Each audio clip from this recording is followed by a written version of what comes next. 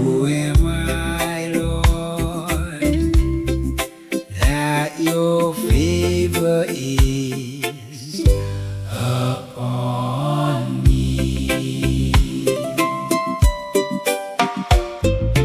You have brought me this far. Oh Lord, how good, how kind you are. Your love covers my family, and if this were not enough in your sight, my God,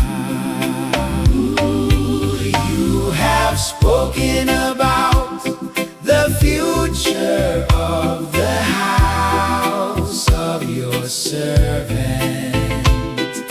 You, Lord God, have looked on me as though I were the most exalted of men.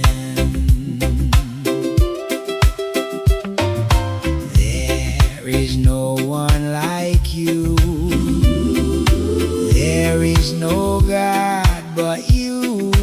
We have heard with our own ears, and now, Lord, establish your promise concerning my household.